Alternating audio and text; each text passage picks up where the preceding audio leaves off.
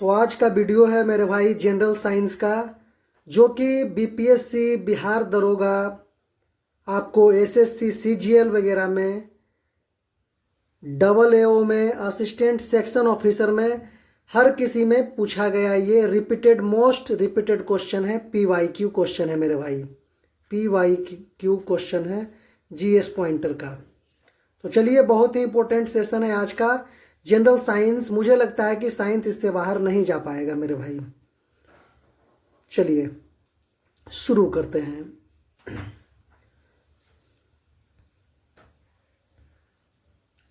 Physics का है आज का क्वेश्चन, फिजिक्स का है, हिंदी और इंग्लिश दोनों में है। तो जो लैंग्वेज आपको सूटेबल लगे वो आप कवर कर लीजिएगा मेरे भाई। चलिए, निम्नलिखित में से मूल भौतिक राशि है। मूल भौतिक राशि विद्युत धारा। विद्युत शक्ति की इकाई है, विद्युत शक्ति की इकाई वाट है, विद्युत शक्ति की इकाई वाट है। आवृत्ति को मापा जाता है हर्ट्ज में। आवृत्ति को मापा जाता है हर्ट्ज में। हर्ट्ज में क्या मापा जाता है? आवृत्ति। हर्ट्ज में क्या मापा जाता है? आवृत्ति। 65 बीपीएससी में पूछा गया क्वेश्चन है। जितने भी ये सारे यहाँ देख रहे हैं, किसी न किसी एग्जाम में पूछा गया है। ज़्यादातर BPSC, assistant section officer, double AO, ये सब एग्जाम में पूछा गया सारा क्वेश्चन है मेरे भाई। चलिए, तो इसे क्या कीजिएगा आप कि 1.5x स्पीड पे अपना प्ले करके रख दीजिएगा। मैं 2 बार रिपीट करता हूं, इससे आपको आसानी से क्वेश्चन याद हो जाएगा। ओम मीटर मात्रक है प्रतिरोधकता का। ओम मीटर मात्रक है प्रतिरोधकता का। प्रकाश वर्ष इकाई है दूरी का। प्रकाश वर्ष इकाई है दूरी का। एंगस्ट्रम इकाई है तरंगदैर्घ्य का। एंगस्ट्रम इकाई है तरंगदैर्घ्य का। 1 माइक्रोन बराबर है 1/1000 मिलीमीटर, या आप इसे कह सकते हैं 0.001 मिलीमीटर mm। इस तरह से भी क्वेश्चन कभी कभी आंसर दिया रहता है मेरे भाई। चलिए, 1 किलोमीटर दूरी का तात्पर्य है 1000 मीटर। 1 किलोमीटर दूरी का तात्पर्य है 1000 मीटर। 1 पिकोग्राम। 1 पिकोग्राम होता है 1 पिकोग्राम होता है 10 के पावर -12 ग्राम के। दाब इकाई है न्यूटन प्रति वर्ग मीटर। न्यूटन प्रति वर्ग मीटर। निम्नलिखित राशि का मात्रक नहीं है। विकृति का मात्रक नहीं है। विकृति का मात्रक नहीं है। The following quantity does not have unit strain. विद्युत धारा निम्न उपकरण से नापी जाती है। विद्युत धारा एमीटर से नापी जाती है। विद्युत धारा एमीटर से नापी जाती है। सही सुमेलित नहीं है। गैल्वेनोमीटर विद्युत प्रतिरोध, जो कि गलत है। गैल्वेनोमीटर विद्युत प्रतिरोध, जो कि गलत है। आर्द्रता किस उपकरण से नापी जाती है? आर्द्रता हाइग्रोमीटर से। आर्द्रता हाइग्रोमीटर से। इलेक्ट्रोइंसेफेलोग्राम ईईजी निगरानी के लिए उपयोग है। तो ईईजी मस्तिष्क, इसको याद करने का टंग करना है इसको। ईईजी दिमाग खराब हो गया जी। ईईजी दिमाग खराब हो गया जी। 1 जिप्टो बराबर है 10 के पावर -21। 10 के पावर -21। 1 जिप्टो बराबर है 10 के power -21। Next question. Next question आपका है, पृथ्वी के चुंबकीय क्षेत्र में रखे गए दंड यानी वार चुंबक, दंड चुंबक जिसका उत्तरी ध्रुव भौगोलिक उत्तर दिशा में स्थित है, के चारों ओर उदासीन बिंदु की संख्या कितनी होती है? तो चारों ओर उदासीन बिंदु की संख्या 2 होती है। चलिए, मैकेनिज्म, यांत्रिकी से क्वेश्चन आ गया है मेरे भाई। यांत्रिकी से क्वेश्चन आ गया है। विस्थापन, वेग, बल और आयतन में से यह राशि सदिश नहीं है। सदिश नहीं है। सदिश नहीं है तो आयतन। आयतन सदिश नहीं है। ये सदिश नहीं है। ये क्या है? ये अदिश है। ये क्या है मेरे भाई? तो ये अदिश है। सदिश नहीं मतलब ये अदिश है। बल वेग विस्थापन सदिश है। चलिए नेक्स्ट आपका है गति, वेग, त्वरण और विस्थापन में से सदिश राशि नहीं है। सदिश राशि नहीं है तो गति इसमें सदिश राशि नहीं है, मतलब अदिश। इसको एक बार देख लेंगे, इससे क्वेश्चन आता ही आता है मेरे भाई। निम्नलिखित अदिश राशि है अदिश दाब। निम्नलिखित अदिश राशि है दाब प्रेशर। चलिए नेक्स्ट स्लाइड, इसको थोड़ा जूम कर लेते हैं।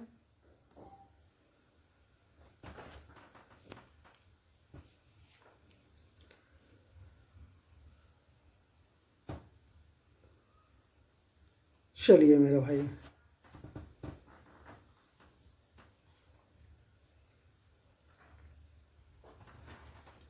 करा पदार्थ के संवेग यानी मोमेंटम और वेग के अनुपात कौन सी भौतिक राशि प्राप्त की जाती है।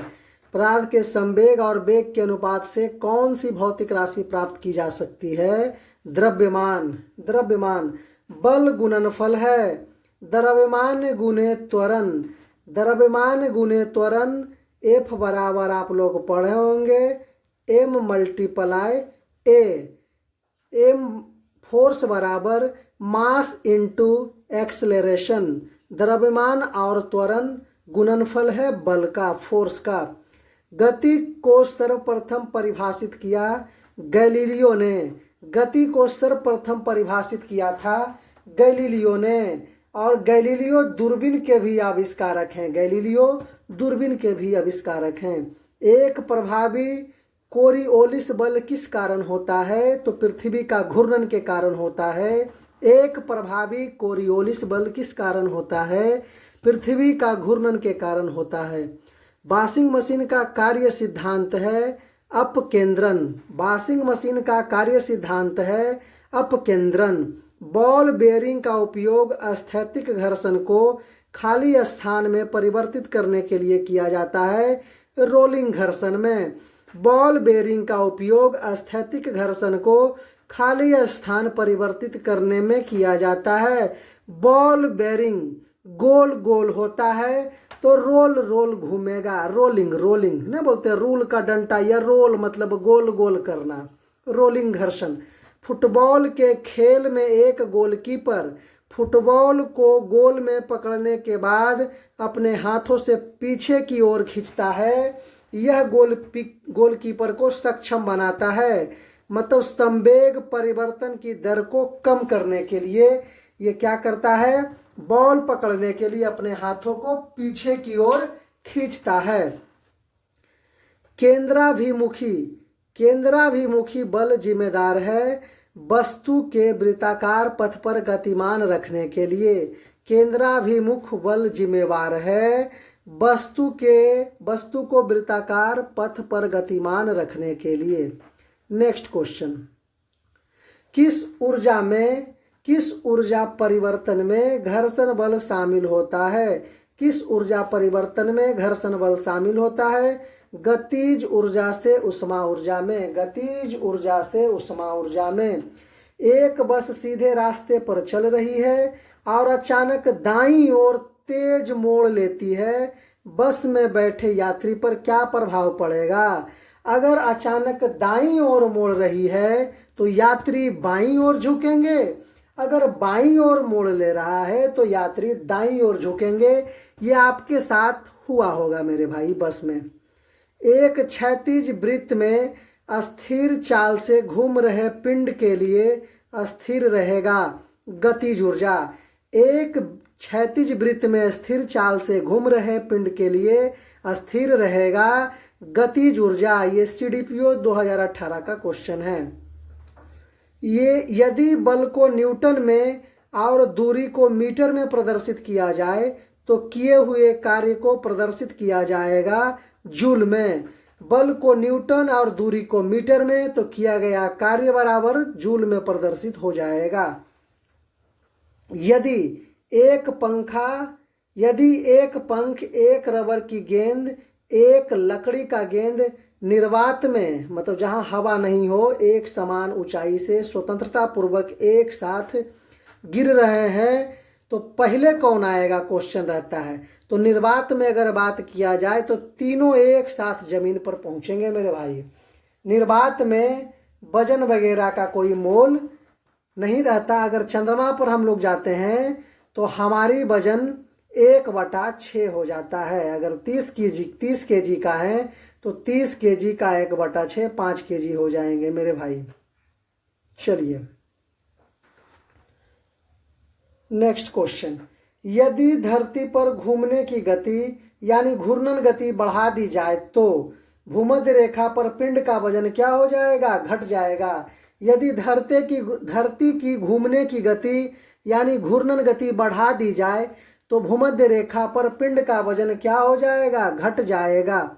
लोलक की कलावधि लंबाई के ऊपर निर्भर करती है। लोलक की कलावधि लंबाई के ऊपर निर्भर करती है।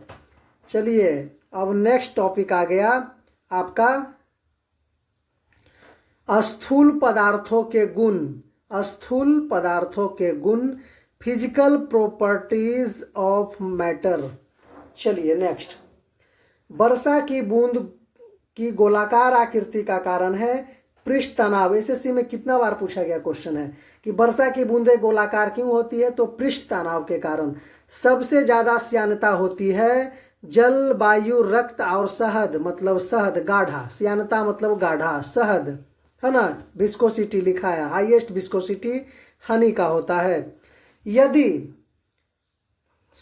किस ताप पर पानी का घनत्व अधिकतम होता है, -4 डिग्री सेंटीग्रेड पे, पानी का ताप अधिकतम होता है तो -4 डिग्री सेंटीग्रेड पे, माइनस नहीं है ये डैश लगाया, 4 डिग्री सेंटीग्रेड पे, 4 डिग्री सेंटीग्रेड पे पानी का घनत्व अधिकतम होता है। किस नियम के अनुसार, यहाँ 4 कर लीजिएगा, माइनस ये इसका डैश है जो देख रहे हैं हर क्वेश्चन में है ना डैश, तो 4 डिग्री सेंटीग्रेड यहाँ है। किस नियम के अनुसार समान ताप और दाब पर सभी गैसों के निश्चित आयतन में अणुओं की संख्या समान होती है, एवोगैड्रो का नियम इंटर क्लास में फिजिक्स में और केमिस्ट्री में पढ़े होंगे मेरे भाई। एवोगैड्रो का नियम, एवोगैड्रो संख्या 6.023 गुने 10⁻⁻23 होता है। चलिए नेक्स्ट क्वेश्चन के लिए थोड़ा स्लाइड चेंज कर लेते हैं मेरे भाई।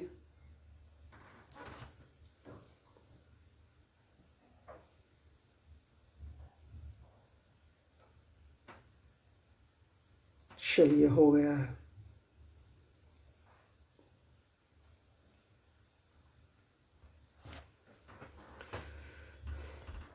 कह रहा बर्फ का एक टुकड़ा पानी से लबालब भरे बीकर में तैर रहा है। जब पूरी बर्फ पिघल जाए तब क्या हो जाएगा, जल स्तर में कोई परिवर्तन नहीं होगा। यहाँ लगता है छूट गया है कुछ, the water level will not change, कोई परिवर्तन नहीं होगा क्योंकि बर्फ का टुकड़ा, बर्फ भी तो डाला हुआ है तो वो अपना जगह घेरे हुए है, अपना आयतन लिए हुए है। अगर पिघल भी जाएगा तो क्या हो जाएगा, जल स्तर में कोई बदलाव नहीं आएगा। वातानुकूलन में ठंडक होती है, एसी में ठंडक होती है गैस के दबाने एवं मुक्त करने से। Compression and release of gas,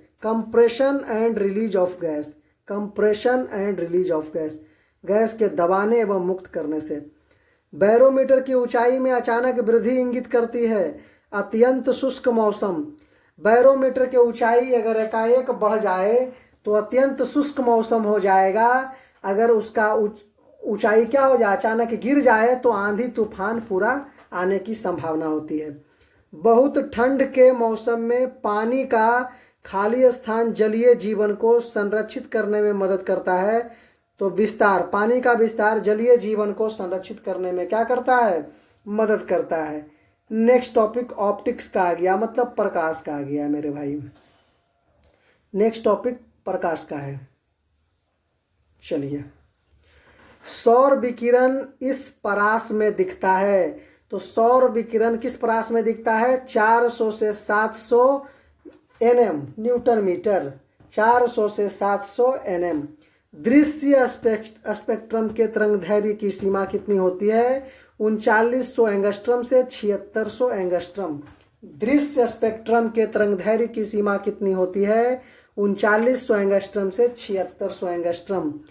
प्रकाश विकिरणों की प्रकृति होती है तरंग एवं कण दोनों के समान। प्रकाश विकिरणों की प्रकृति होती है तरंग एवं कण दोनों के समान। प्रकाश का शून्यावकाश में वेग अनुमानतः है 3 × 10⁸ मीटर प्रति सेकेंड। सॉरी, 3 × 10⁸ मीटर प्रति सेकेंड लिखा हुआ है। प्रकाश का शून्यावकाश में वेग अनुमानतः होता है 3 × 10⁸ मीटर प्रति सेकेंड। अब अगर आप प्रकाश की गति कांच, निर्वात, जल, वायु में से किसके बीच से जाते हुए न्यूनतम होगी, तो न्यूनतम हो जाएगा कांच से। न्यूनतम हो जाएगा कांच से। सूर्य के प्रकाश को धरती की सतह पर पहुंचने में लगने वाला समय है लगभग 8.5 मिनट। 8.5 मिनट सूर्य के प्रकाश को धरती की सतह पर पहुंचने में लगने वाला समय है लगभग 8.5 मिनट। जब प्रकाश एक माध्यम से दूसरे में जाता है तो नहीं बदलती, तो उसकी क्या नहीं बदलती? आवृत्ति नहीं बदलती। जब प्रकाश एक माध्यम से दूसरे में जाता है तो उसकी क्या नहीं बदलती है? उसकी आवृत्ति नहीं बदलती है। रात के समय में खुले आकाश में तारों के टिमटिमाने को किससे समझाया जा सकता है? तो प्रकाश का अपवर्तन से। प्रकाश के अपवर्तन के कारण रात में खुले आकाश में तारे टिमटिमाते नजर आते हैं। इसका मतलब है प्रकाश का अपवर्तन। प्रकाश का अपवर्तन। आकाश नीला लगता है क्योंकि आकाश नीला इसलिए लगता है लघु तरंग दीर्घ तरंगों की अपेक्षा वायुमंडल द्वारा अधिक प्रकीर्ण होती है। लघु तरंग दीर्घ तरंगों की अपेक्षा वायुमंडल द्वारा अधिक प्रकीर्ण होती है। समुद्र नीला प्रतीत होता है। समुद्र नीला क्यों प्रतीत होता है भाई? तो आकाश के परावर्तन तथा जल के कणों द्वारा प्रकाश के प्रकीर्णन के कारण। आकाश के परावर्तन तथा जल के कणों द्वारा प्रकाश के प्रकीर्णन के कारण समुद्र का जल नीला प्रतीत होता है। नेक्स्ट, जब दिन में पानी पर साबुन की फिल्म दिखाई देती है तो यह सुंदर रंग दिखती है या दिखाती है। इस घटना का कारण है प्रकाश का व्यतिकरण। साबुन की फिल्म अगर आ जाएगा मेरे भाई तो प्रकाश का व्यतिकरण मारना है। समुद्र नीला आएगा तो प्रकीर्णन मारना है। आकाश नीला आएगा तब भी प्रकीर्णन मारना है। टिमटिमाते नजर आ रहे हैं तो अपवर्तन मारना है। थोड़ा सा इसमें कन्फ्यूजन बहुत होता है, इसको बार बार रिपीट होने से ही ये ठीक होगा। याद जब हो जाएगा तभी इस चीज को ठीक किया जा सकता है मेरे भाई। चलिए नेक्स्ट, दर्पण के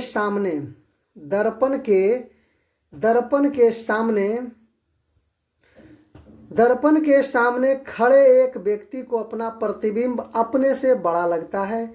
इसका तात्पर्य है कि दर्पण किस प्रकार का होगा? अवतल दर्पण होगा।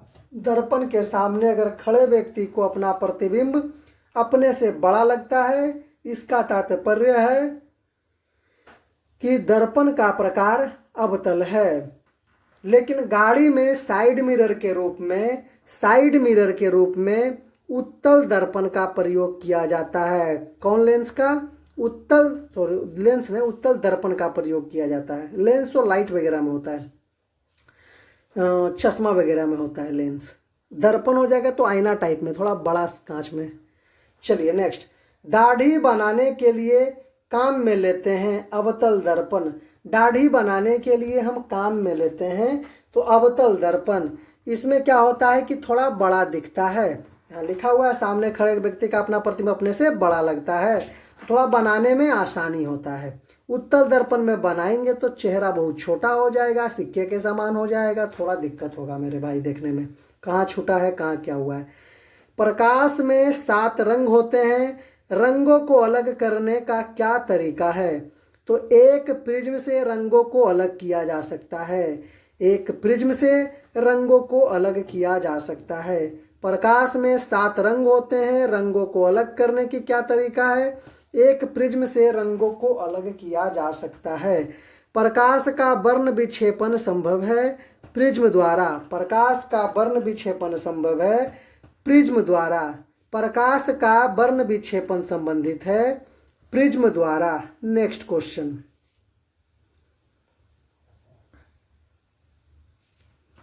चलिए नेक्स्ट क्वेश्चन आपका है,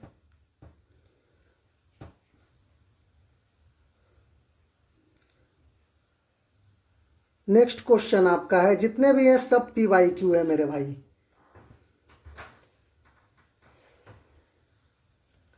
दोपहर के 12 बजे किस दिशा में इंद्रधनुष दिखाई देता है? दोपहर के 12 बजे किस दिशा में इंद्रधनुष दिखाई देता है? तो यहाँ छूट गया है, लिखा हुआ है यह नहीं दिखाई देता। It can not be seen. इसे नहीं देखा जा सकता दोपहर के 12 बजे। आवर्धक कांच में किस प्रकार का लेंस प्रयोग किया जाता है? आवर्धक कांच में उत्तल लेंस उपयोग किया जाता है। मैग्नीफाइंग ग्लास में कन्वेक्स लेंस यूज किया जाता है। दूरदृष्टि दोष निवारण के लिए काम में लेते हैं उत्तल लेंस। दूरदृष्टि निवारण के लिए काम में लेते हैं उत्तल लेंस। और निकट दृष्टि अवतल लेंस। देखिए दूर लिखा हुआ है, दूर 2 अंक से है, 2 अंक से बना है, 2 शब्द से मिलकर बना है। तो दूर बोलेगा तो 3 वाला लेंस लेना है। अगर 2 अंक वाला बोलेगा तो 3 अंक वाला लेंस लेना है।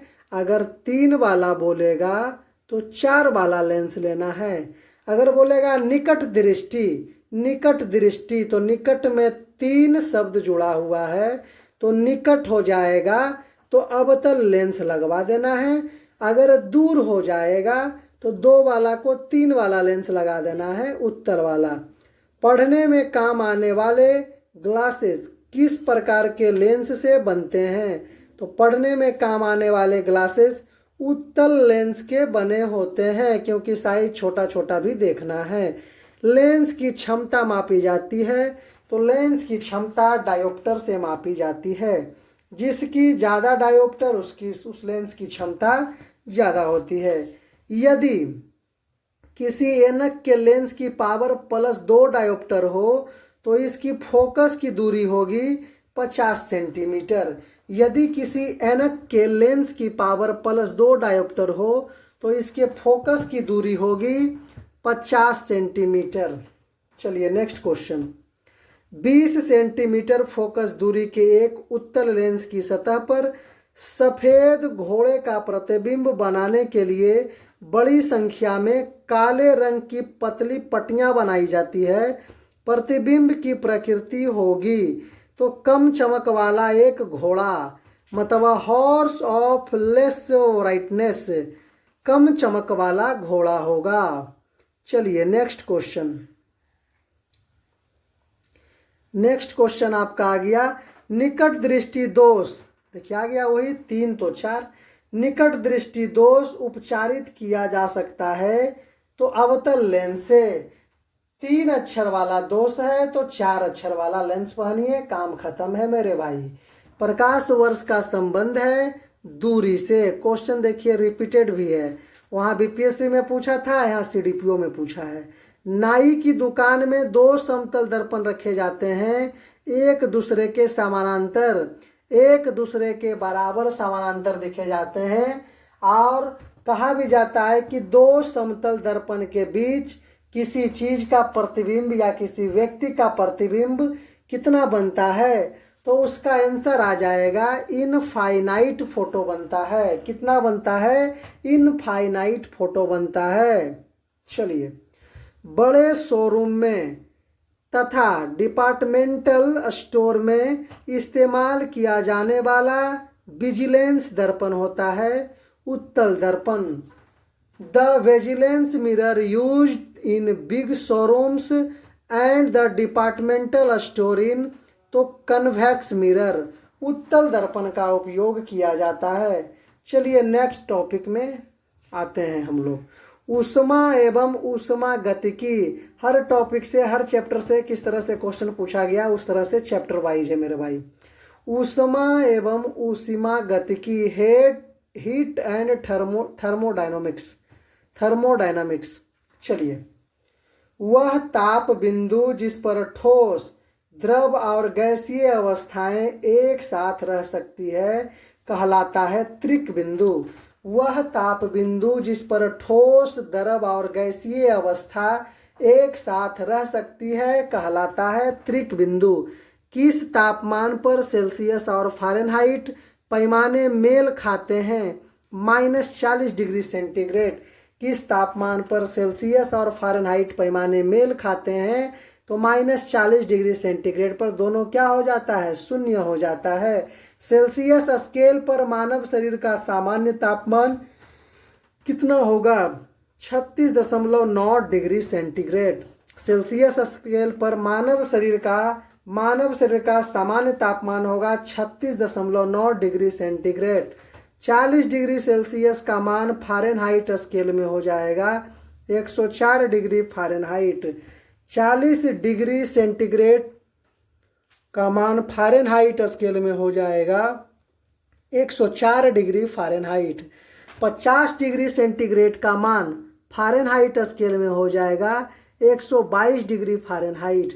50 डिग्री सेंटीग्रेड का मान फ़ारेनहाइट स्केल में हो जाएगा 122 डिग्री फ़ारेनहाइट। ठंड के दिनों में लोहे के गुटके और लकड़ी के गुटके को प्रातः काल में छुए तो लोहा का गुटका ठंडा लगता है, क्योंकि तो लकड़ी की तुलना में लोहा ऊष्मा का क्या है? अच्छा चालक है। ठंड के दिनों में लोहे के गुटके और लकड़ी के गुटके को प्रातः काल में छुए तो लोहे का गुटका ठंडा लगता है, क्योंकि लकड़ी की तुलना में लोहा ऊष्मा का अच्छा चालक है। चलिए नेक्स्ट क्वेश्चन। तेज हवा वाली रात्रि में ओस नहीं बनता, क्योंकि बाष्पीकरण की दर तेजी होती है। बाष्पीकरण की दर तेज होती है, इसलिए तेज हवा वाली रात्रि में ओस नहीं बनती है। चलिए नेक्स्ट क्वेश्चन क्या है? कमरे को ठंडा किया जा सकता है। अगर कमरा ठंडा करना है तो किस तरह से ठंडा कर सकते हैं? संपीड़ित गैस को छोड़ने से,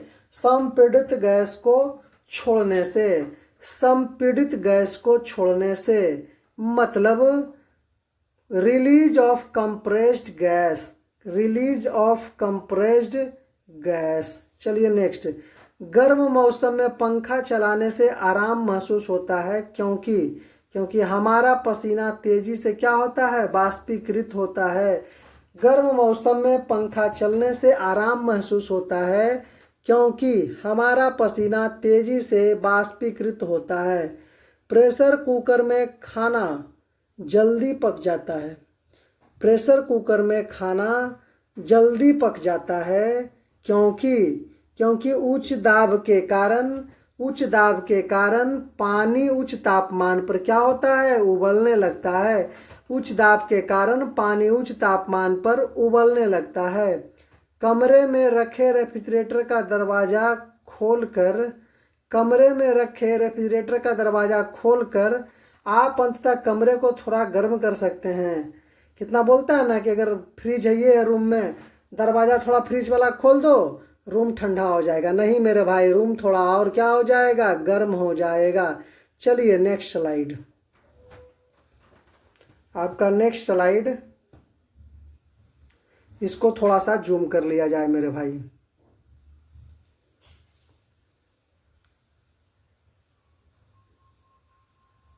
चलिए, कहा जा रहा है यदि रेफ्रिजरेटर के दरवाजे कुछ घंटे के लिए खुले छोड़ दिया जाए तो कमरे का तापमान बढ़ जाएगा, कमरा थोड़ा और गर्म हो जाएगा। कुकिंग ताप पर स्थिर रहने वाला क्लोरीन युक्त कृत्रिम स्वीटनर, जिसका रूप और स्वाद शक्कर की तरह होता है, उसकी प्रकृति होती है, कैसी होती है? सुक्रालोज की भांति। 2005 में CDPO में पूछा गया था। कुकिंग ताप पर स्थिर रहने के लिए कैलोरीन युक्त कृत्रिम स्वीटनर जिसका रूप तथा स्वाद शक्कर की तरह होता है उसकी प्रकृति होती है कैसा? सुक्रालोज की भांति। स्टीम इंजन चलता है। स्टीम इंजन हिट यानी उष्मा से चलता है। स्टीम इंजन, स्टीम मतलब बाष्प ही हो गया, तो बाष्प कैसे बनेगा? जब तक आग नहीं लगेगा, गर्म नहीं होगा पानी, तो बाष्प तो बनना असंभव है मेरे भाई। तो उष्मा से। चलिए, अनुदैर्घ्य, अब यहाँ तरंग की गति आ गया, वेव मोशन। अनुदैर्घ्य तरंगों का उदाहरण है तो ध्वनि तरंग। अनुदैर्घ्य तरंगों का उदाहरण है तो ध्वनि तरंग। वायु में ध्वनि तरंग होती है। वायु में ध्वनि तरंग होती है। अनुदैर्घ्य। कॉस्मिक किरणें आवेशित कण है। दो उत्तरोत्तर स्ट्रिंग अथवा दो उत्तरोत्तर गर्त के बीच की दूरी को क्या कहते हैं? वेवलेंथ, तरंग दैर्घ्य कहते हैं। दो उत्तरोत्तर स्ट्रिंग अथवा दो उत्तरोत्तर गर्त के बीच की दूरी को क्या कहते हैं? तरंग दैर्घ्य कहते हैं। विद्युत चुंबकीय तरंगों का वेग होता है। विद्युत चुंबकीय तरंगों का वेग क्या हो जाता है? 3 × 10⁸ मीटर प्रति सेकेंड। मीटर प्रति सेकेंड, यहाँ लिखा है मीटर सेकेंड इनवर्स। इनवर्स का मतलब इसको अगर काट देंगे वायदीवे तो यहाँ बटा लगा देंगे, मीटर प्रति सेकेंड। विद्युत चुंबकीय तरंगों का वेग होता है 3 × 10⁸ मीटर प्रति सेकेंड या फिर मीटर सेकेंड इनवर्स। आंतों के रोग के निदान में किन किरणों का उपयोग किया जाता है? एक्स किरण। आंतों के रोगों को निदान में किन किरणों का उपयोग किया जाता है? एक्स किरण। ध्वनि की तीक्ष्णता निर्धारित की जाती है ध्वनि के तरंग दैर्घ्य द्वारा। ध्वनि की तीक्ष्णता निर्धारित की जाती है ध्वनि के तरंग दैर्घ्य द्वारा। 100 डेसिबल रब का प्रबलता स्तर संगत होता है। एक मशीन शॉप से आने वाले शोरगुल के ध्वनि की तीव्रता। 100 डेसिबल रब का प्रबलता स्तर संगत होता है। एक मशीन शॉप जो आने वाले शोरगुल के ध्वनि की तीव्रता क्या करता है? शोरगुल ध्वनि की, यहाँ दूसरा हो गया। ऑडियोमीटर नापता है ध्वनि की तीव्रता और 100 डेसिबल रब का प्रबलता स्तर संगत होगा कौन? एक मशीन शॉप से आने वाले शोरगुल को ये नापता है। ऑडियोमीटर नापता है ध्वनि की तीव्रता। आधुनिक टेलीफोन उपयोग करता है रेडियो तरंग का। आधुनिक टेलीफोन उपयोग करता है रेडियो तरंग का उपयोग करता है। घड़ी में समय मापा जाता है क्वार्ट्ज क्रिस्टल द्वारा। घड़ी में समय मापा जाता है क्वार्ट्ज क्रिस्टल द्वारा। चलिए, बिल्ली के सुनने की आवृत्ति का विस्तार है 45 हर्ट्ज से 64 किलो हर्ट्ज। बिल्ली के सुनने के आवृत्ति का विस्तार है 45 हर्ट्ज से 64 किलो हर्ट्ज। हम लोग कितना सुन सकते हैं? तो मनुष्य 20 से 20,000 के हर्ट्ज। 20,000 हर्ट्ज। ध्वनि का वायु में वेग अनुमानतः है 330 मीटर प्रति सेकेंड। ध्वनि का वायु में वेग अनुमानतः है 330 मीटर प्रति सेकेंड। गर्भ में भ्रूण के विकास को जानने के लिए निम्नलिखित किरण या तरंगों का उपयोग किया जाता है। तो परावैगनी तरंग का उपयोग किया जाता है। जब एक ध्वनि तरंग एक माध्यम से दूसरे माध्यम में जाती है तो यह राशि जो अपरिवर्तित रहती है आवृत्ति की है। जब एक ध्वनि तरंग एक माध्यम से दूसरे माध्यम में जाती है तो वह राशि जो परिवर्तित रहती है वह है आवृत्ति। चलिए, नेक्स्ट टॉपिक आ गया इलेक्ट्रिक करंट, विद्युत धारा। इलेक्ट्रिक करंट, विद्युत धारा। 100 वाट की बिजली का बल्ब यदि 10 घंटे जले तो बिजली का खर्च होगा 1 यूनिट होगा। 100 वाट का बिजली का बल्ब यदि 10 घंटे जले तो बिजली का खर्च होगा 1 यूनिट। बिजली की खपत का बिल किसके मापन पर आधारित होता है? तो वाट के मापन पर आधारित होता है। बिजली की खपत का बिल किसके मापन पर आधारित होता है? तो वाट पे आधारित होता है। दो समांतर प्रतिरोध वाले सर्किट का कुल प्रतिरोध 1.403 किलो ओम है। यदि एक प्रतिरोधक का मान 2.0 किलो ओम है तो दूसरे प्रतिरोधक का मान क्या हो जाएगा? दूसरे प्रतिरोधक का मान हो जाएगा 4.70 किलो ओम।